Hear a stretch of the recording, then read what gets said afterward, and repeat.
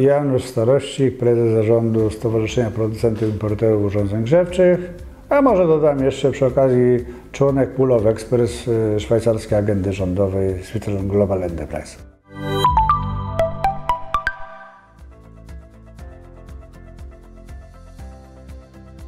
Powiem tak, tego nikt nie wie. To jest temat dosyć niezręczny do dyskusji, ponieważ jest bardzo wiele spekulacji, szkodliwych spekulacji tutaj. Obserwując, na przykład wczoraj news przeczytałem, że coraz bardziej wzrasta opozycja wobec ETS-u 2 w Europie. Koalicja państw się tworzy. Zresztą w Komisji Europejskiej, jak miałem okazję tam rozmawiać w zeszłym roku, oni się obawiali ruszenia tego tematu ETS-u 2. Dlatego, że po prostu wszelkie analizy pokazują, że to raczej jest bardzo niepopularne ekonomicznie, prawda? Zresztą ja miałem okazję 2 tygodnie temu dyskutować na ten temat z europarlamentarzystą z Niemiec, który przekonywał do ETS-u 2.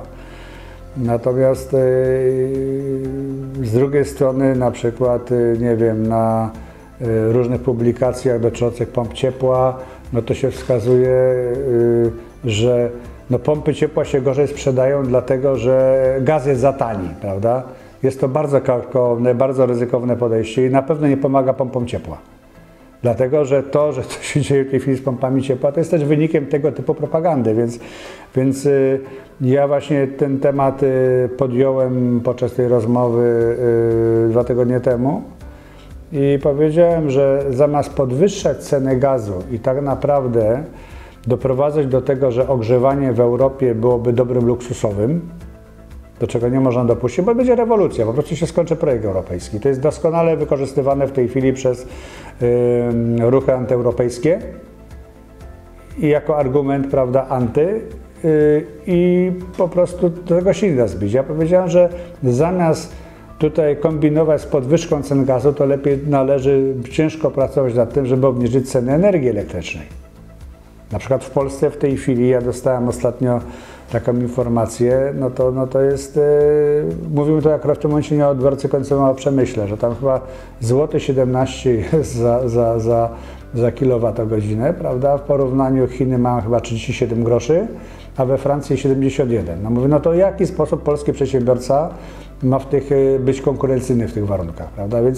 Więc tak naprawdę ta praca powinna polegać na tym, żeby obniżyć ceny energii elektrycznej.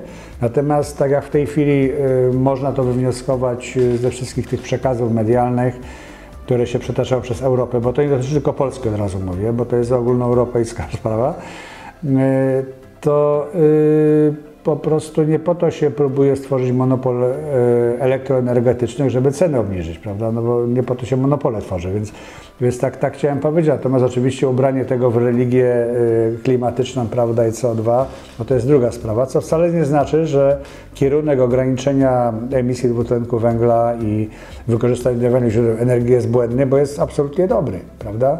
Tylko kwestia, w jaki sposób się to wprowadza, bo powiedzmy, kwestia wprowadzenia ETS-u, prawda, tłumaczy się na przykład w ten sposób, że ETS będzie równoważony przez Społeczny Fundusz Klimatyczny, prawda, który będzie pochodził z ETS-u. No więc po jaką cholerę w takim razie robić ETS, żeby później te pieniądze z powrotem wrzucać w rynek, więc to się po prostu wszystko jakoś tak kupy nie trzyma. Tym bardziej, że ja pamiętam, miałem rozmowę z kolegami z Polskiego Alarmu Smogowego, którzy wyliczyli, prawda, że ten fundusz, prawda, to w ogóle to jest ułamek potrzeb w tym momencie, jeżeli byłyby takie podwyżki. Ale chciałem podkreślić na koniec jedną rzecz, prawda, wbrew temu, co się w tej chwili publikuje, prawda, gdzie się straszy i tak dalej, nie ma tak naprawdę żadnych decyzji, żadnej wiedzy, w jakim stopniu ten ETS 2 miałby wpłynąć na cenę gazu. Dlatego, że pewne studia i badania rynku są dopiero robione w tym roku.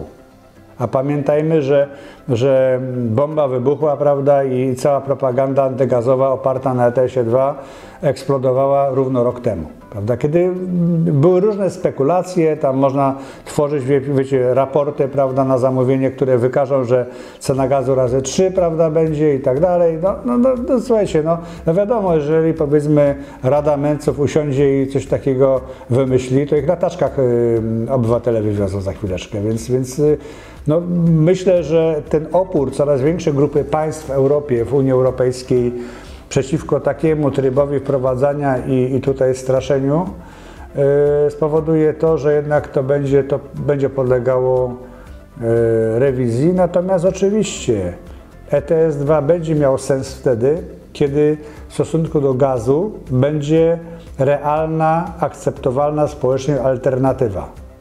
I wtedy rzeczywiście, jeżeli będzie coś powiedzmy alternatywne na podobnym poziomie, to żeby w celu obniżenia powiedzmy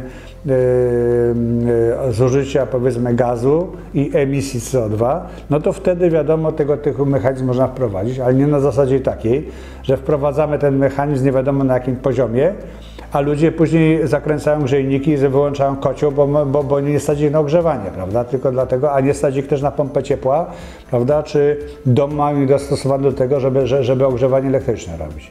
Także tutaj naprawdę ja się dziwię troszeczkę temu podejściu, dlatego że jedno się z drugim naprawdę nie gryzie. No to są kwestie polityczne, a jak jest polityka, to ja z tego uciekam. Ja myślę, że tak. Gaz ziemny to paliwo elastyczne i bezpieczne. Tak powiedziałem, ono jest niezależne pogodowo. I w momencie, kiedy w końcu decydenci czy lobbyści sobie odpuszczą sprawę, prawda, bo na przykład też zaczął się atak na instalacje hybrydowe, no bo co jest według mnie absolutnie bez sensu, prawda, dlatego że hybryda pozwala na rozwój OZE, prawda, w sposób bezpieczny, prawda, że tutaj nie są forsowane rozwiązania, które później powodują rozczarowanie do odnawialnych źródeł energii przez użytkownika.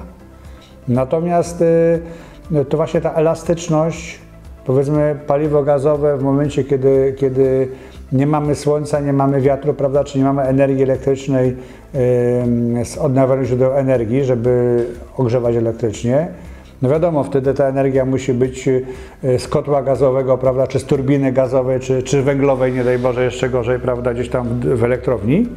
Musi być jakoś ta pompa ciepła, czy powiedzmy ogrzewanie elektryczne zasilone.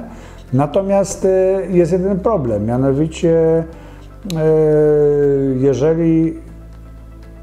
jeżeli po prostu się nie powróci, czy jeżeli się nie zarzuci pewnej retoryki przeciwnej miksowi energetycznemu, to wówczas naprawdę będziemy mieli duży problem.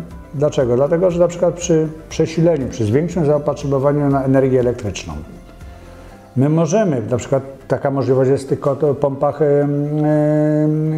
ciepła hybrydowych, prawda, że w momencie, kiedy napięcie by nam miało spadać, prawda, bo obciążenie sieci jest za duże, wówczas automatycznie możemy odciążyć tą sieć, uruchamiając na ten czas właśnie tego szczytu zapotrzebowania kocioł gazowy.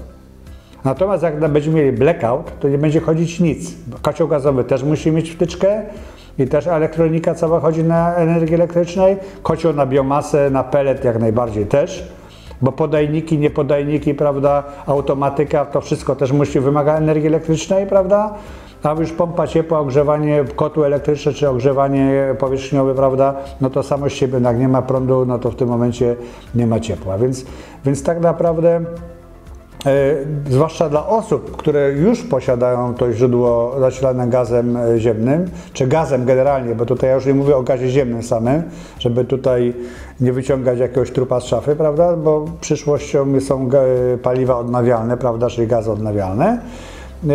Zasilanie gazem jest atrakcyjne, bo nawet jeżeli uwzględnimy pewien wzrost cen paliwa w długim okresie, bo wiadomo, no jak porównamy powiedzmy to, co się działo w ciągu 20 lat, no to trudno, żeby te ceny nie rosły, bo ceny transportu i tak dalej tam rosną, magazynowania, więc nie łudźmy się, że te ceny będą bardzo spadać, aczkolwiek jak powiedziałem, jeżeli będzie podaż przerastała popyt, no to w tym momencie nawet możemy liczyć na obniżki cen,